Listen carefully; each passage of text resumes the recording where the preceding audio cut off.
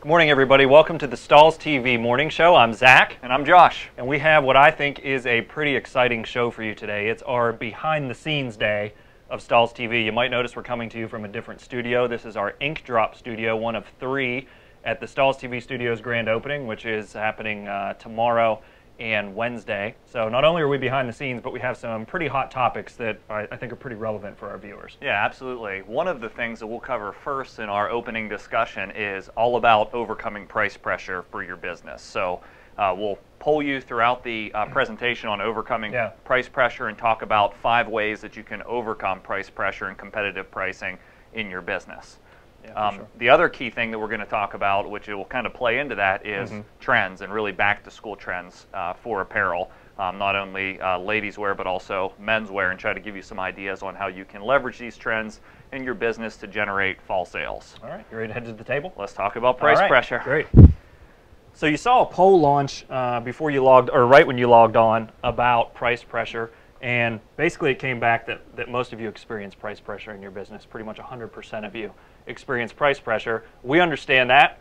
We work in sales. We do too. You know, we get price pressure all the time. But it is a top problem for businesses in all industries, and specifically in ours, really. So there's a lot of things that happen when you start to run into price pressure. What are some of the consequences of price pressure before we tell everybody how to combat it? Well, it depends on if you succumb to the pressure. So ultimately, it gets you thinking. That's why you're all here today, to understand how to combat it. But if you succumb to that price pressure, basically it generates a lack of cash flow that can be really crippling to the business, because you can't do the things that you need to do. You can't keep the staff that you need to have to run your business, because you're selling at prices that just aren't profitable in what you've established for your business.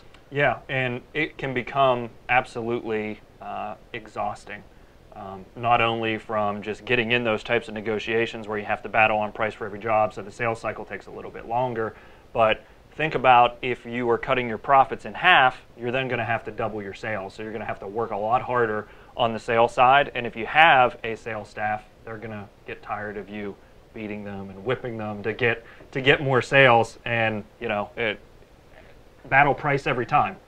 You kind of get sick of doing that. So today's theme, or it worked out this way as we planned the show, it's all coming out in 5s. Yeah. So we said maybe at the end of the show we'll give high fives. But virtual high five. Yes, but what we're going to start with is the 5 ways to overcome price pressure. Okay, number 1 way to overcome price pressure is be first. And what we've thought of when we say be first, it means basically stay on top of trends from a blank wearable standpoint and also a decoration standpoint, approaching your customer, in some case mutual customers, first with a particular style of garment, decoration technique, decoration look, is always a way to be the cream that rises to the top, so you're not competing where that price war is happening on basic standard finishes. Yeah, I guess if you're the only one who has it, how is somebody going to compete with you price-wise? You just won't run into that argument. I mean, I know in some of the basic 101 college courses that you take in marketing, they tell you one of the keys to building a successful business is being the first to market. Well, in our industry, it's being the first to have that new look or that new decoration finish. You can definitely maximize profit early on, and then as other people begin to adopt it, you may have to adjust accordingly, but be on to the next thing. Yeah, part of being first is really knowing where to look. Yeah. For the latest styles, the latest decoration techniques, whatever it may be. So I'm just curious, we have the poll set up, correct, to launch today. So one of the polls that we'd like to launch for you is just a question on where do you go to find out, you know, the latest styles, the latest trends. So I'm not sure the exact wording of the question there, but if we can launch that question and understand where you go to look, to be first. Yeah, so we have 4 or 5 different options for you there. One of the options is, do you go to trade shows? Do you go to other retailers? Yeah. Do you look online?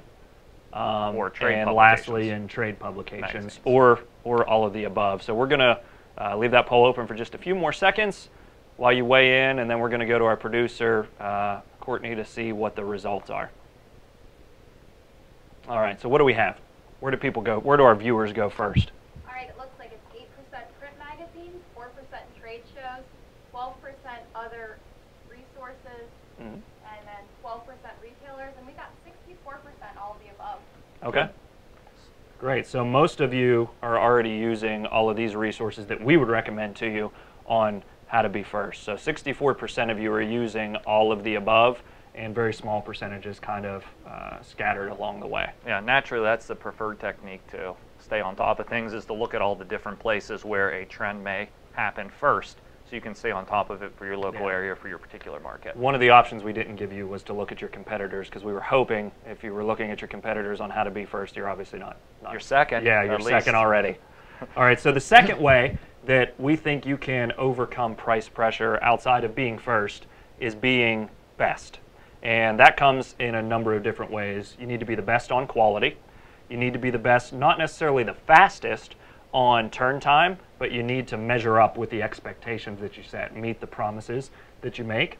And then you also have to have the best experience. And when we say experience, we're not just talking about the follow-up after the sale, but it is how long does it take to get a quote? How pleasant was the experience? How easy did you make it for me to place an order? There's a lot of different ways to be the best.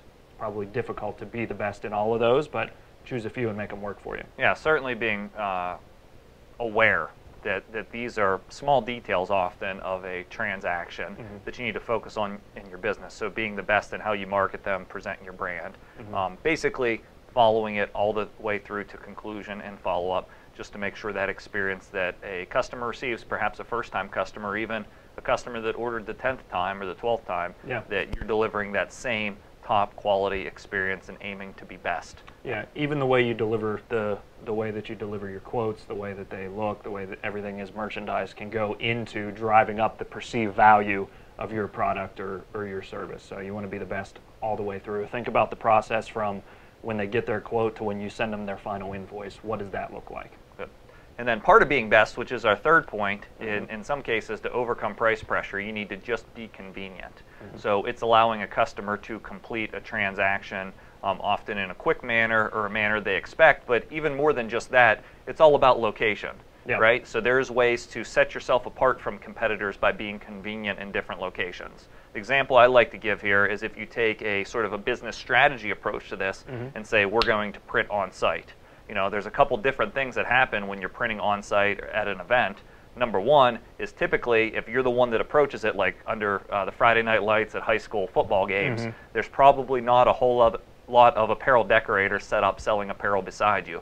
So it gives you the opportunity to really sell at profits that you want to make, where there's impulse buying decisions happening, and you can make good profit on every item that you decorate. Yeah, I know when the most I've ever paid for a t-shirt in my life was, it's at events, whether it's a concert, whether it's Disney on Ice with the kids. I mean, that's an expensive t-shirt right there, but I have no other options because they're there, it's convenient, and it's impulse on-demand buying. Can I have that, Dad? Yeah, exactly. I want that. We're not leaving without a fit if I don't have that. Yeah, so, and he has 4 of them, so it can be quite the fit that's store. True. Yeah. So be convenient is point number 3. So the fourth way that we can overcome price pressure, we have be first, be best, be convenient, be disciplined.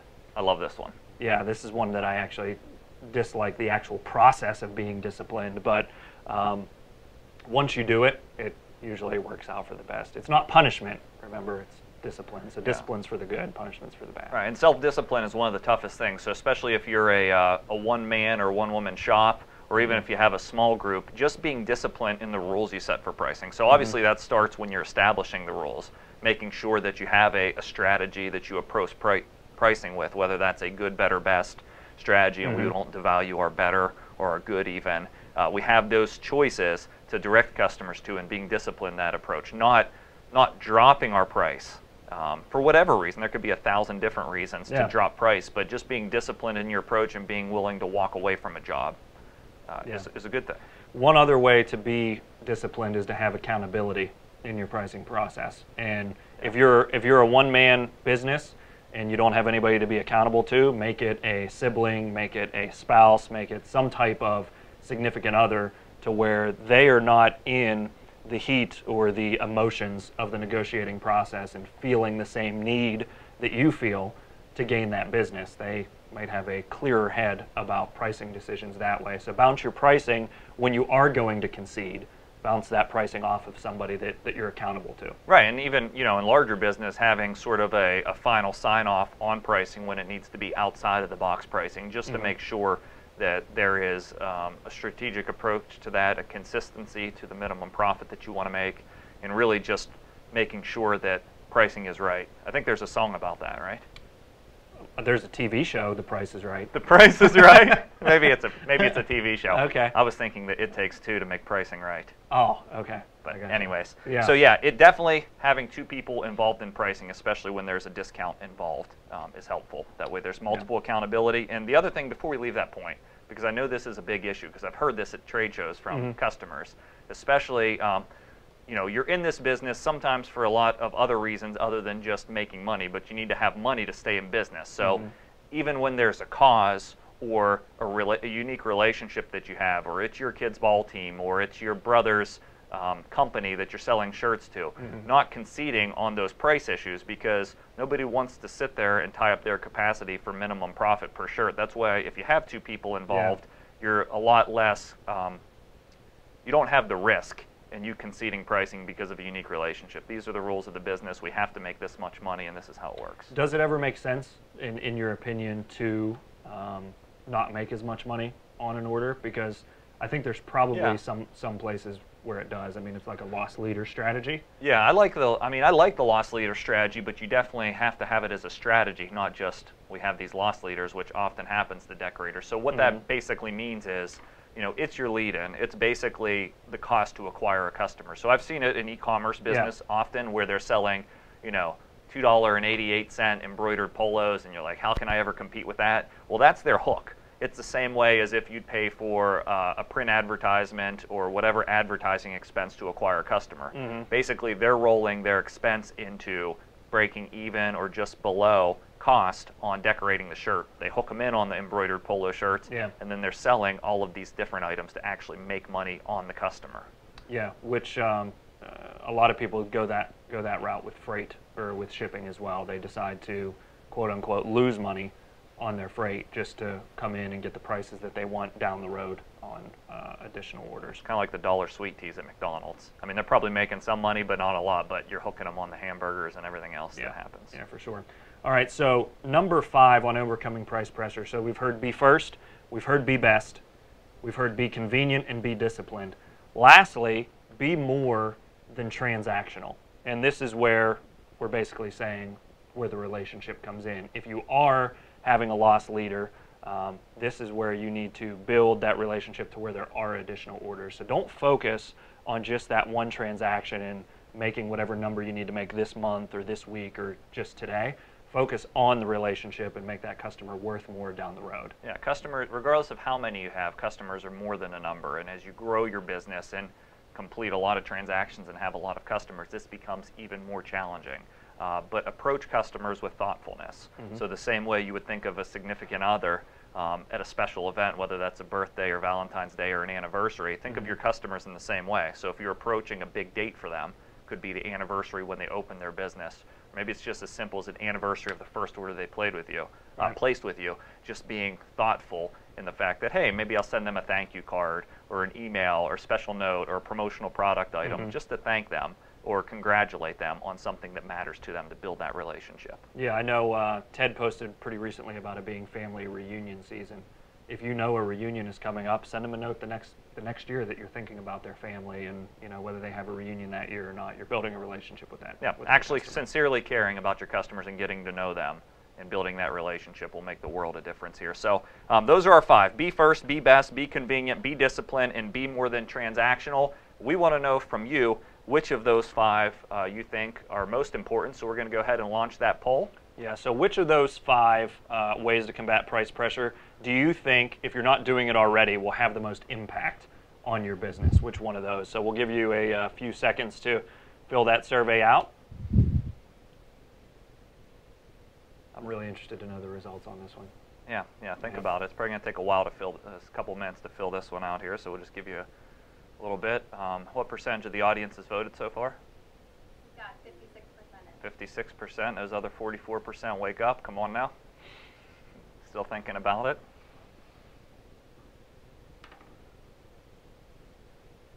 All right, looks like we're good. So let's go ahead and share those results. Courtney, if you could read them aloud to us. Sure, it looks like 15% think it's best to be first, 15% be first, 26 be best, 26 be best, 7 be competitive, Be convenient. 7 be competitive or convenient, 7. 19 be disciplined in price, and we've got the most at 33 to be more than a transaction. Awesome. And that's kind of what we focus on in our Yeah. business too. Not only do we want to have fair pricing at Stahls, but we want to ultimately buy into your customer success, to your success, which is why we've started this Stahls TV Studios. Okay. Is it time for my favorite part of the show? Dun, What dun, I've dun, been dun. looking forward to. All right, It's let's our do it. Stahls TV Studio tour. So we'll start here. Taylor's following us on follow cam, so thanks for your help, Taylor. But we're going to start here in our ink drop studio. And this whole studio that we're sitting in today is dedicated to digital printing and digital decorating. Here in this corner, we have a small format print and cut device, the Hotronix Fusion heat press, and you can see all along the wall, our team has merchandised it with items that you can decorate basically with just this equipment. So what this gives us the ability to do is bring customers or viewers like you in to see the technology before you invest in it. If you already have it, we can teach you how to use it. You can actually set up online live demonstrations like this with our sales team and with our educators to walk through product support, to walk through how you can sell the product or how to just use it in general. We'll head over to this side of the room. In this corner, we have the Roland VS300i. So as we walk around the room, you're actually going to see the investment level go up. So investment level in that corner is about $10,000 to get started. Over here, you're looking at $15,000 to $20,000. You can make a lot of similar items, but you can see on the back wall we have some larger items printed as well because we have a larger format device. So again, all of this is dedicated to showing you how to use the product and how to make money with it. Over in this corner, we have the Epson direct-to-garment printer. Again, investment levels going up as we go around. So we can show you how the printer works, the items that you can print. We have some printed shirts on the back wall here, some dark ones. And then our last device that we have in this room is our large format sublimation printer. So we can show you how to decorate 100% polyester or polymer coated items in full color with this sublimation printer here. So I'm going to throw it over to Josh, and he's going to walk you out actually into the office, show you the Think Tank studio and the CAD Lab studio. High five. All right, there it is. It's a show of 5, so come on out this way.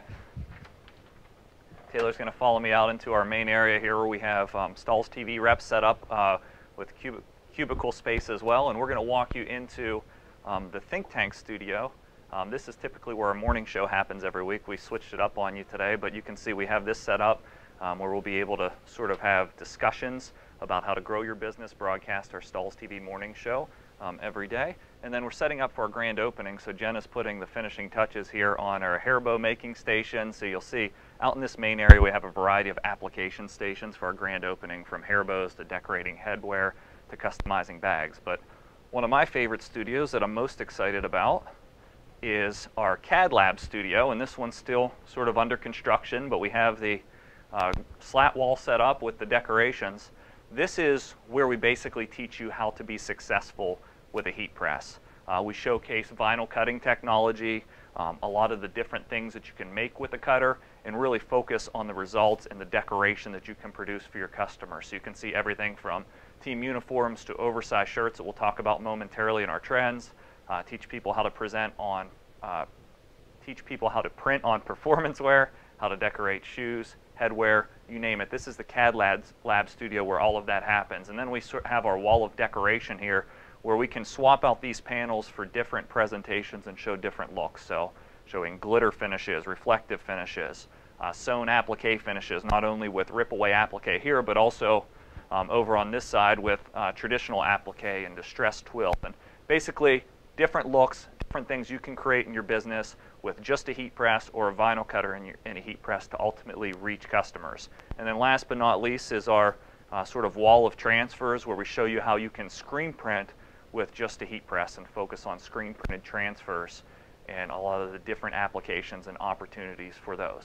So that's a quick studio tour of our CAD Lab studio, and we're going to take it back into our ink drop studio to talk a little bit about back to school trends. So let's go over to the computer here, and I want to walk through a quick presentation we have on back-to-school trends. First, we will focus on the ladies market, and to talk about the ladies market, we're talking from women all the way down to back-to-school girls, and this is our trend report. So this is a theme of 5. I'm going to show 5 looks from retailers for ladies. So number 1 is panels, trims, and placement. We're seeing a lot of color blocking in both men's and women's apparel, and we're seeing a huge rise in trims. And this was cited a while ago to me by the CEO of Boxercraft, Shelley Foland. She said these trims are going to be really popular. You need to watch them, and now we're seeing them show up in retail. And luckily, they have some looks that you can buy wholesale from Boxercraft that have sort of these trims on sweatpants that you see in the bottom left corner. Also some color blocked garments that you're able to source. So in addition to just generally color blocking trims, it's also placement and decoration of graphics. So we're seeing a lot of higher left chest placements or back of the calf placements on the leggings on the right hand side of your screen, or vertical text oversized placements that you see across these shirts. So a lot of different opportunities with panels, trims, and placements. Oversize is not slowing down. This trend was huge throughout 2015 and even fall of 2014, and it's surging even more and being fueled by new styles. So we're seeing color blocking in oversized shirts, we're seeing short sleeve oversized shirts, and then we're also seeing softer, more fashionable fabrics. So you'll notice how on these oversized shirts we see a short sleeve now down in the bottom left, and even in the bottom right of the screen we see them shirts with pockets as well, where actually the graphic is secondary to the pocket. So the sort of elements and details on the apparel are first, and then the graphic is secondary. But companies like Boxercraft are coming up with slub versions, which is just a softer, more textured cotton that you can source in this. Pennant Sportswear is coming up with contrast color pockets that you can source for this, and J America is always coming up with new styles as well. So oversize is big. Make sure you show that. Now, in addition to oversize, I have the just right fit, or the just right weight is big as well. So we're seeing a lot, if you look in the bottom left of your screen, we're seeing fleece that hits right on the waistline, or even potentially a small midriff that's a lighter weight fleece rising in popularity. So companies like Independent Trading Company out of Pennsylvania that does wholesale fleece has a lot of different styles of fleece. Companies like Alternative Apparel that are a little bit more fashionable carry styles like this. Lighter weight fleece is popular. Once again, notice the unique decoration almost on the top of the shoulder, like a TV number would be on a team jersey.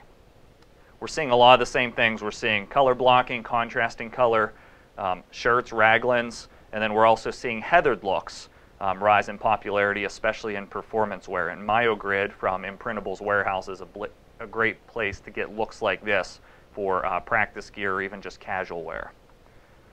Our fourth trend that I want to report in female fashion is we have spirit, and it's game day every day.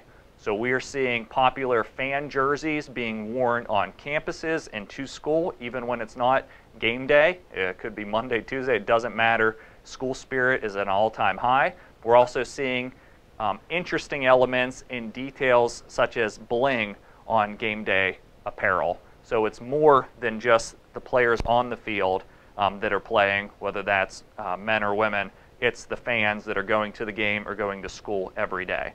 Additionally, we're seeing some lady styles in these sparkle tees that are very popular in this market as well. So sparkle tees actually have a glitter sort of texture in the t-shirt that's kind of woven in there, and you can source these from J America, Sanmar, Pennant Sportswear, to name a few. And off-the-shoulder fleece is popular. That's the top left design. Now the cool thing about this is you notice how this has a number in design, so feel free to put that game day look across a variety of wearables. It's more than just fan jerseys. And then lastly, of course, with back to school, we want to focus a little more attention on the kids, because this is where a lot of the opportunity is. And there's a variety of looks I want to walk through here. Number one is the contrast color waistband to match the decoration on the leggings in the bottom left of your screen. Leggings like this are available from Boxercraft with the contrast color waistband, and you can customize these. And we're also seeing attention to horizontal striping, contrast color pockets, especially in bling, and even full color sublimated printed leggings. All of these looks are things that you can start to think about as you're making equipment investments in your business. Now, time is at a premium here, so we're going to fast forward through the men's trend report here, where I'm going to show you 5 back-to-school trends for men's or boys apparel. Number 1, you see this everywhere at all your big athletic retailers, patterns of performance. Not only is performance wear being elevated in its design and style, but you're seeing patterns incorporated into all types of performance wear, from loose fit to compression to inserts to hoodies, you name it. And every blank apparel provider seems to have their particular pattern that they're promoting, from Sanmar's Camo Hex to Badger Sportswear's digital camo to Augusta Sportswear roller printed basic camos. You have a variety of choices here to capitalize on patterns, but show this, especially in boys apparel.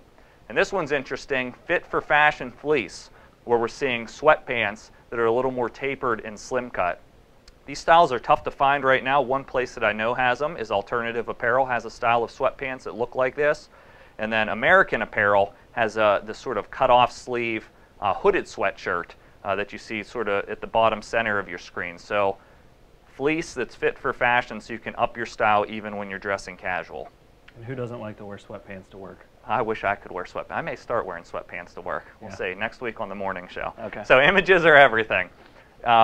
Basically, when you leverage digital print technologies like this whole Ink Drop studio is dedicated to, like sublimation and print cut, we're seeing the use of images. So of course, famous athletes being fully sublimated onto the front of shirts, or sublimated onto socks, or print cut graphics that include images onto the front of apparel. We're seeing the use of images in a lot of different things, so make sure you think about how you can take an image and merchandise it as part of the overall look to that high school, that team, that business, whoever you're selling to.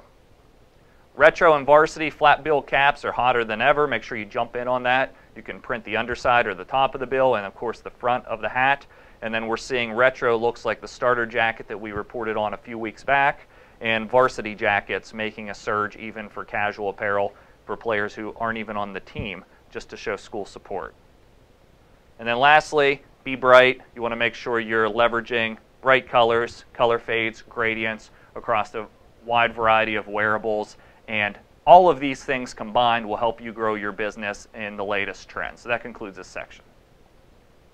Now, if you watched our trailer, you probably thought Courtney K was going to tell you all about those back-to-school trends. Where is she? But I don't know if you noticed on the tour, she's not around. She hopped on a jet plane and headed off to Vegas without us. So, but she did leave quite a few ideas for our trend report there. Did. But she's probably enjoying something by a pool in Vegas right now. I would Actually, imagine. they're 3 hours. It's 8 in the morning, so she's probably by the pool. yeah, probably. Right. Yeah. We missed you, Courtney. Yeah. Well, thanks for joining us. We were really excited about the episode. I'm even more excited for the next 2 days when we have a bunch of customers coming in here to actually get hands-on demonstrations and classes and just learn how to be successful in the decorating business. It's our grand opening, Stahls TV open house, happening tomorrow and Wednesday. Yeah, to announce our brand new studios. And if you can't attend, if you didn't sign up, it is sold out. So if you didn't sign up, I'm sorry, you can't attend at this point. But we will be recording the sessions over the next 2 days. Even when we get hands-on at a local production facility at Stahls DFC, we're going to record all those classes and we'll share them out on stahls.tv.com. So make sure you register. And if you're not coming tomorrow, we'll see you next week on the morning show here on Stahls TV. Thanks for watching. Thanks for joining us.